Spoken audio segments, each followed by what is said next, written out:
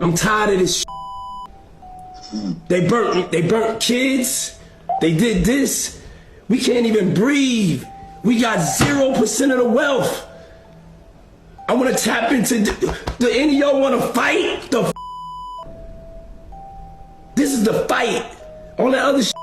Nah, we can get all that other shit, get some motherfucking money, and get some independence, and start getting the resources so we can police our own communities. We can hire our own. Everything starts from money. We want to cure diabetes, you need money.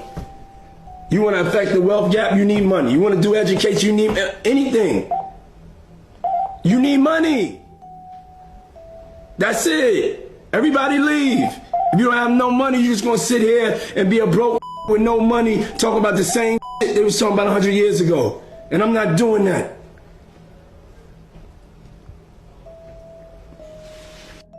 I don't care if you understand it, you don't understand it. I'm a warrior. I've been in head to head with these folks in corporate America. You know what I'm saying? Like when they ask the question, is there systemic racism? And nobody answers the question. I'm like, yo, no, hold on. This systemic racism, they trying to keep their foot on the neck up to my level, up to Jay-Z's level, up to LeBron's level. It's an illusion of inclusion by just a couple of us. So I could sit back here in the crib, but I'm not with it. I'm from that same block. I'm a frontliner. I'm with the smoke at any time, no matter where my address is at. We're in a war. This shit is not a game. Everybody needs to wake up. I'm ringing the alarm. I'm having to start right now to organize and to come together, and so we can build our political army unapologetically for the things that matter to us. Do you believe there's a way to vote and support like your personal interests and the interests of your people as a whole? Yeah. See, when you at our Black Party, we love free-thinking, free-minded people and individuals. That's all we want in life, is to be able to be free and to be able to think as free as we want. But you have a responsibility to your people to ride on what they riding with for the betterment of the good of the whole overall tribe. We are a people that have been abused the most.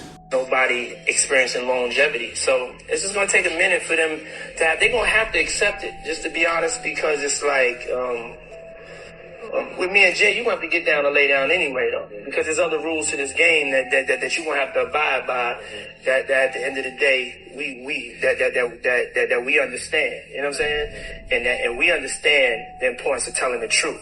And that's some things that, you know, if you're just getting into the game, you're probably telling a lie anyway, because you're talking somebody else's game. You know what I'm saying? So if we still here, we here because we telling the truth. We on that. That's number one. Number two is we have certain relationships. Number three is we know how to make hit records. And at the end of the day, that's what this thing. He says people need to understand that in this industry, we have to tell the truth. Even though they don't want to. They have to tell the truth about all the negative things that go on at these white parties. But they do it through movies that he's been in before. Look at the movies that he's been in before and what he speaks about. Please do that. Look at what goes on. Look at other artists that you know that are a part of it. They all speak about it because they have to. Why? Because it is the law of the universe. So when they go to these meetings, when they go to the Illuminati Masonry meetings, and yes, these places do exist, many artists have said that they are a part of it, they go to them and they are told you need to speak the truth about it because they think it helps them in receiving less karma. I don't know why. And he goes on to say, me and Jay-Z, because he has to speak the truth. He said, me and Jay-Z, you either lay down or get down. So you either lay down and do the disgusting things that you have to do to be a part of the industry, or you can F off. Or if you're already a part of the industry, but you no longer want to do these tragic things because you realize that, okay, this is really not for me, it's not worth the money, then evidently you will get sent away. Or if you're a part of it and you've been a part of it for too long and you're exposing too much, then you'll either be cloned or something else. And please don't think that cloning doesn't exist, because you can clone your animal online. Go online and type up cloning your animal. Yeah, you can do it. They've known this. And they always tell us 50 years after something has happened. Always.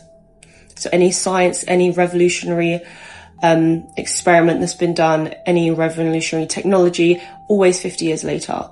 They don't even give it to the military. It's even beyond the military. That's how deep it goes. So just realize that he's saying, yeah, you need to get down to lay down. He's telling you the truth. And he says, yeah, people don't realize the other things that happen in the industry. He literally says this because he has to tell the truth because of the law of the universe. So I hope this helped. Read between the lines. What's good, y'all? It is C-Master, man. Listen, this one is very interesting. And I told y'all, Diddy is a big agenda. What you see going on with Diddy right now is deeper than you may think. Listen, all started off when Diddy started to knock at the door. Diddy started to expose things going on behind the scene in a subtle way, right? He was just talking. Then he started to empower black people. He started to create a black movement that would change the entire paradigm for black people. 20 years from now, black kids would be way more smart and evolved, and a lot of universal karma will start to fade amongst black people. Okay? That movement, sparked a lot of attention, right? Then he went against Ciroc, which was like the final blow. And they said, listen, man, enough is enough. This kid is doing too much. We need to take him down. And I said, it's not just about Ciroc at that point or at this point. It's about all those people who wanted to take him down as well. Team up with Ciroc. And they said, listen, we got a problem, whether we're friends or not. We got a mutual enemy that can be very dangerous if we allow them to, or allow him to, which is Diddy. And they take him down, man. It sounds like a movie, right? But that's just reality. This is not the first time, not the third time, not the fourth time, and it will definitely not be the last. This is how they do it, man. Once you start to become too powerful, man, and you start to look like a threat, they gonna work together to take you down, man. And that's what happened to Diddy. Listen, do you feel like Cassie really wanted to testify against Diddy and relive all those experiences? Let me tell you, she got approached. Okay, just think about what I'm saying. She got approached, and they forced her hand.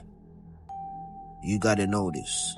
It wasn't really about Cassie wanted to take down Diddy after all these years. She just felt like, listen, no, I want to expose Diddy. No, it's bigger than that, man. It's way deeper than that, man. I'm just here to tell you,